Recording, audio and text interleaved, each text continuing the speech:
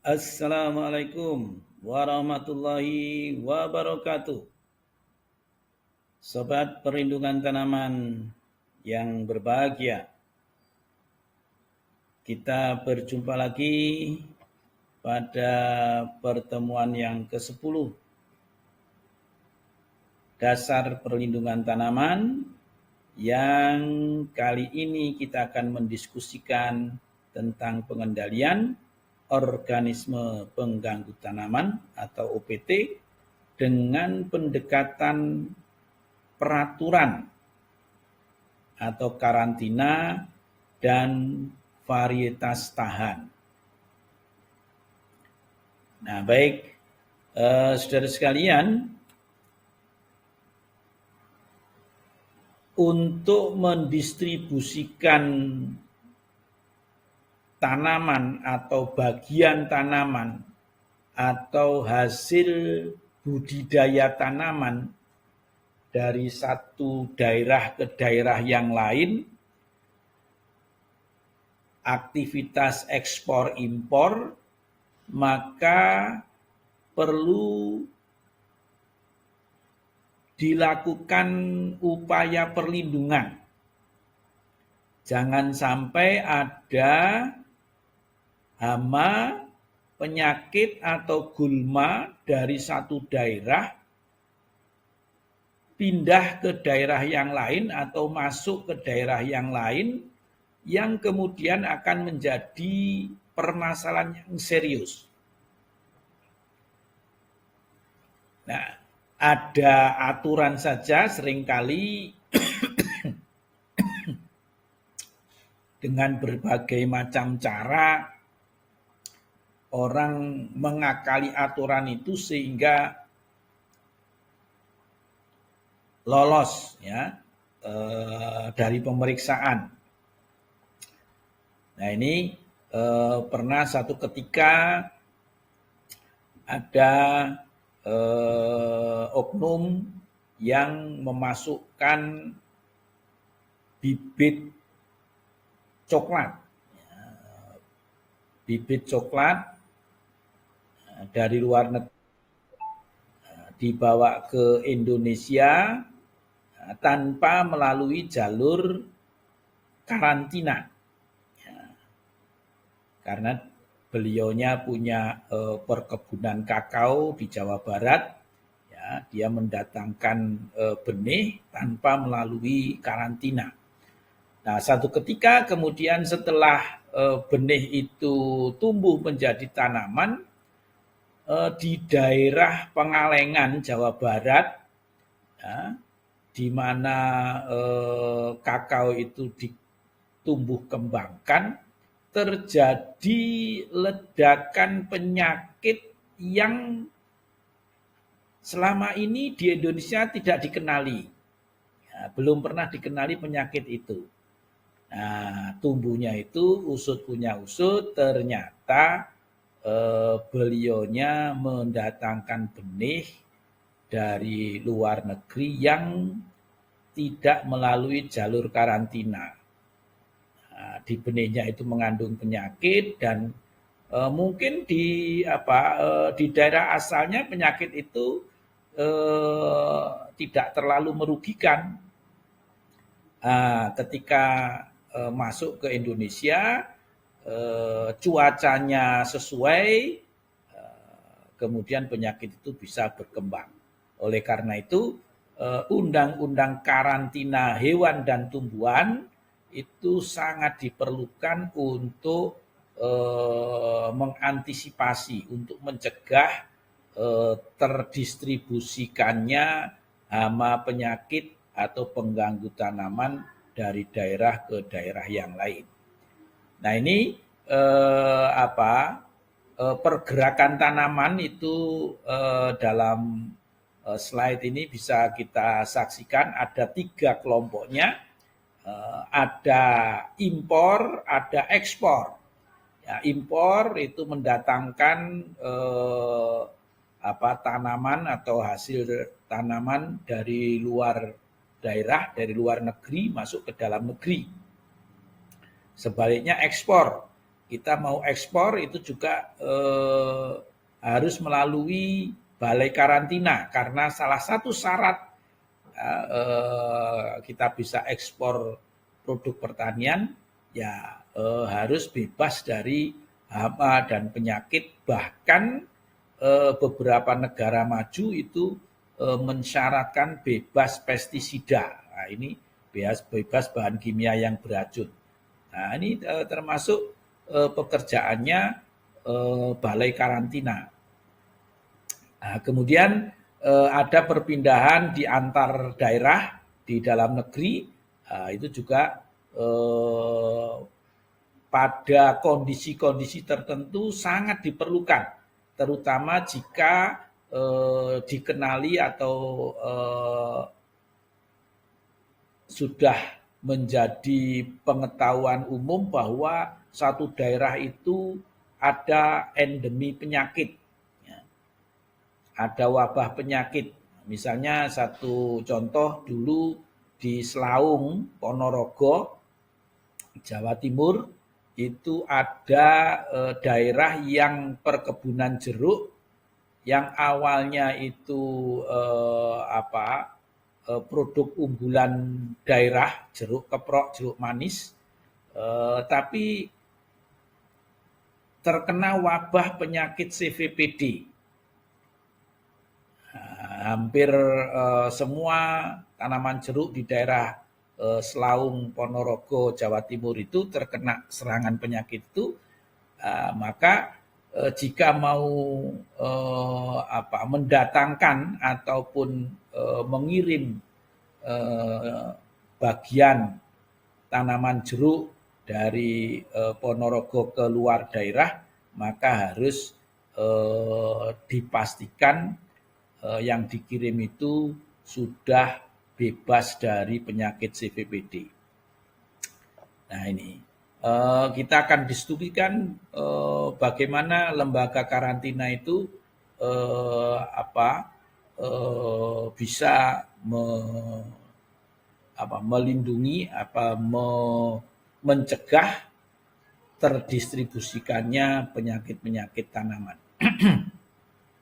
Nah, jadi tujuannya tadi mencegah, adanya pencegahan atau perlindungan tersebarnya penyakit dari satu daerah ke daerah yang lain. Nah, kemudian bagaimana caranya? Ya diperiksa.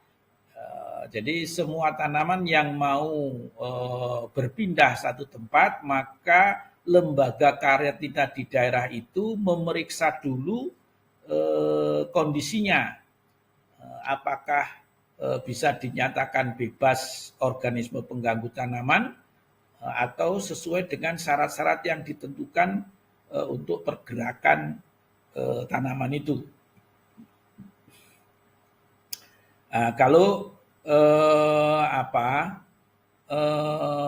syaratnya relatif ringan gitu ya, syarat ringan atau terkait dengan isu OPT yang ringan, maka pemeriksaannya biasanya berkisar antara 1 hari. Ya, cepat sekali. Jadi kalau misalnya tidak risikonya ringan, hanya 1 hari, itu karantina sudah bisa mengeluarkan sertifikat bebas OPT atau sertifikat sesuai yang dimintakan rekomendasinya dari balai karantina. Nah, kalau risikonya sedang, itu biasanya berkisar antara 3 sampai 5 hari. Ya, 3 sampai 5 hari kerja itu akan diperiksa, akan dikeluarkan rekomendasi atau sertifikat yang dimintakan dari balai karantina itu. Nah, kalau kemudian sertifikat yang dimintakan ini risikonya tinggi, itu proses sertifikasi bisa berlangsung sampai 21 hari kerja. Nah, ini misalnya kalau mau ekspor mangga, ya, buah mangga ke Jepang, maka Jepang menghendaki persyaratan buah mangganya harus bebas dari lalat buah. Kemudian juga kandungan bahan kimia tertentu itu batas-batas minimalnya juga perlu direkomendasikan. Nah, kalau persyaratannya sudah cukup berat risikonya, maka penelitiannya juga harus detail. Oleh karena itu butuh waktu yang agak lama.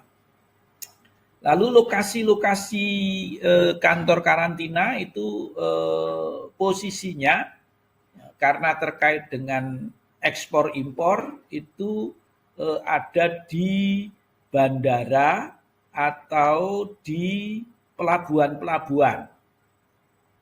Nah, ini pasti ada lembaga atau kantor karantina hewan dan tumbuhan.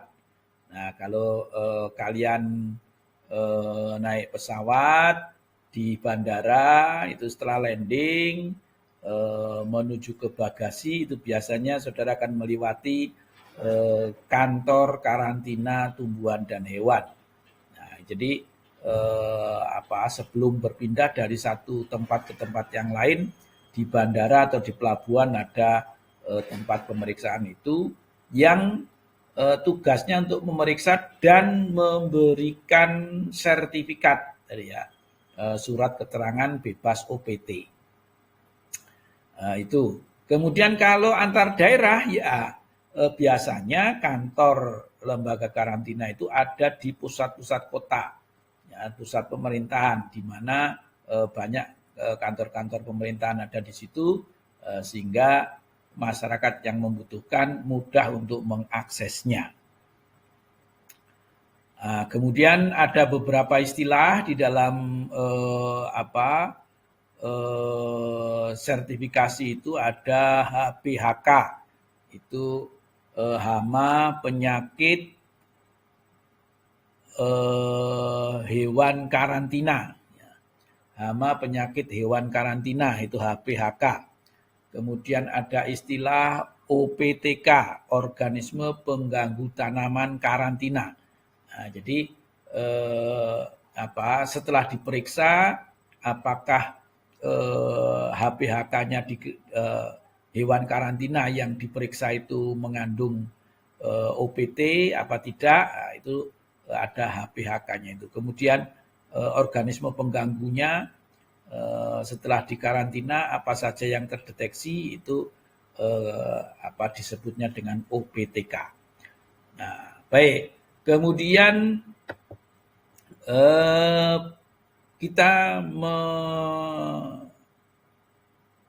beralih kepada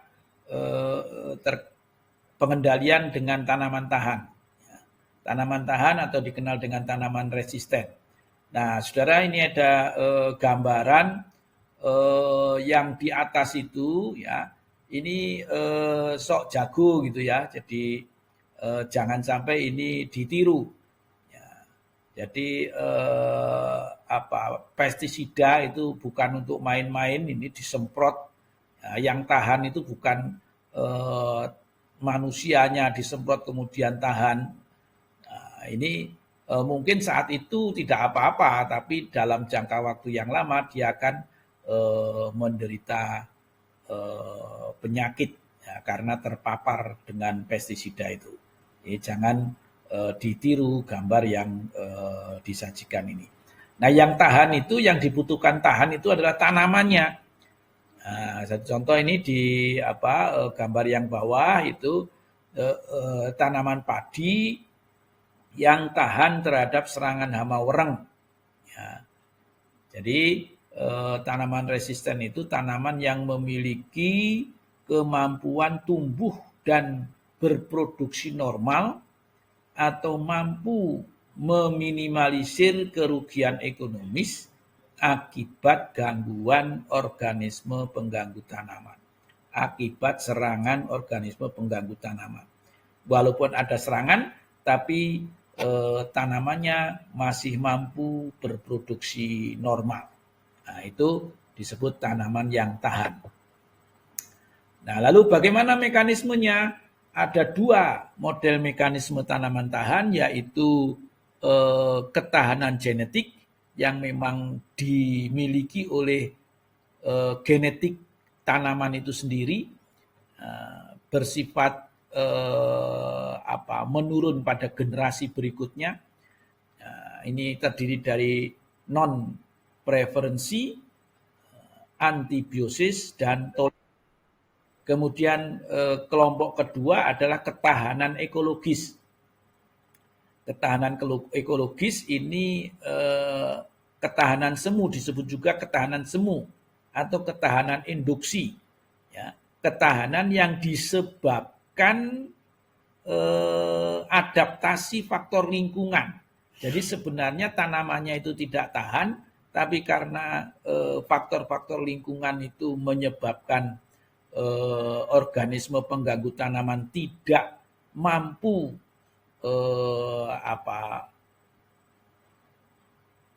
merusak atau mengganggu secara maksimal, maka kesannya tanamannya menjadi tahan karena gangguannya tidak terlalu besar. Nah, ini ketahanan semu atau ketahanan ekologis. Nah, baik. Ini penjelasannya. Kalau non-preferensi itu secara genetis tanaman menghasilkan zat yang apabila diganggu atau diserang oleh organisme pengganggu tanaman, maka pengganggunya ini tidak begitu suka, gitu ya, tidak suka. Jadi habis makan kemudian ya kalau ada makanan yang lain dia tidak akan makan tanaman itu, sehingga potensi gangguannya menjadi minimal, gitu ya, karena tidak disukai tadi. Kemudian antibiosis ini sifat tanaman yang menghasilkan zat yang apabila termakan oleh organisme pengganggu tanaman, maka pertumbuhan dan perkembangan OPT itu juga akan terganggu, bahkan bisa-bisa sampai kematian. Nah, ini zat kimia yang mengandung antibiosis yang mematikan ini, sehingga ketahanannya disebut ketahanan genetik antibiosis. Kemudian yang berikutnya adalah toleran, tanaman toleran. Tanaman toleran ini organisme pengganggu tanaman suka sekali dengan tanaman ini, tetapi si tanaman ini mampu melakukan recovery, perbaikan diri, pertumbuhannya bagus. Ya, walaupun terserang tapi dia masih tetap tumbuh bagus dan mampu menghasilkan produksi yang masih normal, gitu ya, yang menguntungkan secara ekonomis. Nah, ini artinya tanamannya walaupun terganggu tapi masih mampu berproduksi normal. Itu disebut toleran. Nah, kemudian ketahanan ekologis. Tadi yang disebutkan ketahanan semu itu sebenarnya tanamannya tidak memiliki sifat tahan, tetapi karena kondisi lingkungannya itu menyebabkan tanaman itu tumbuhnya optimal dan tidak cocok, lingkungannya tidak cocok untuk pertumbuhan dan perkembangan organisme pengganggu tanaman, sehingga pertumbuhannya lebih bagus daripada gangguannya. Ini ketahanan semu namanya. Nah, ketahanan induksi ini luar biasa fenomenanya.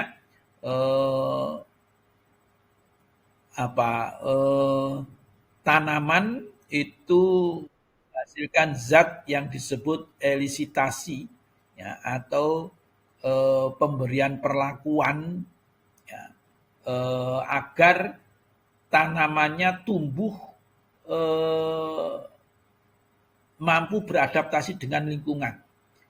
Ya, tadi bisa dengan technical asinkroni, ya, menambahkan kimia-kimia tertentu, menambahkan mikrogenetik, ya, untuk organisme tertentu, mengkondisikan lingkungan supaya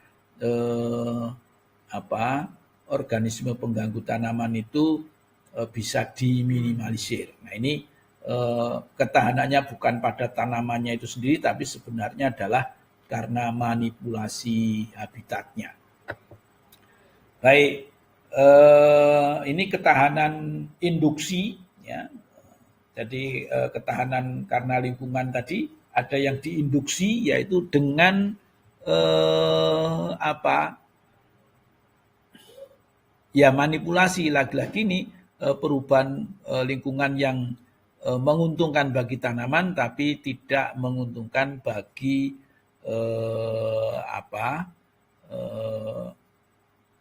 pertumbuhan organisme pengganggu tanaman.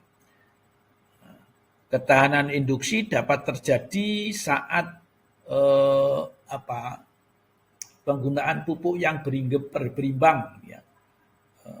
Ini menjadikan tanaman sehat, ya. Kembali kepada filosofi elemen dasar itu, ya. Jadi bahwa apabila tanaman sehat, maka setidak-tidaknya 50% perlindungan tanaman sudah dilakukan. Nah, ini contoh-contoh varietas tanaman yang tahan. Ya, varietas tahan itu satu, unggul, produksinya tinggi, kemudian tahan terhadap serangan organisme pengganggu tanaman.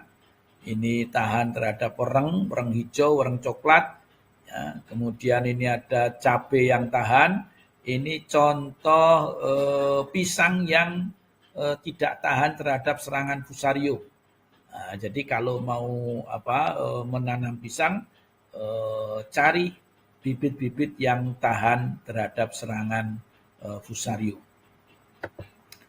Nah, kemudian yang terakhir yang perlu kita ketahui adalah tipe ketahanan suatu varietas. Ada yang disebut dengan ketahanan vertikal, itu apabila dari beberapa varietas itu ada varietas tertentu yang dia tahan terhadap serangan penyakit tertentu, tetapi hanya penyakit itu saja yang tahan. Untuk penyakit yang lain dia tidak tahan. Ini ketahanannya disebut ketahanan vertikal. Kemudian ada ketahanan horizontal. Ini tanaman itu memiliki ketahanan untuk beberapa jenis penyakit, gitu ya. Tetapi ketahanannya relatif sedang, gitu ya. Tahan beberapa ras penyakit tanaman atau ras tertentu organisme pengganggu tanaman, tetapi tidak terlalu kuat. Nah, ini situasional, gitu ya.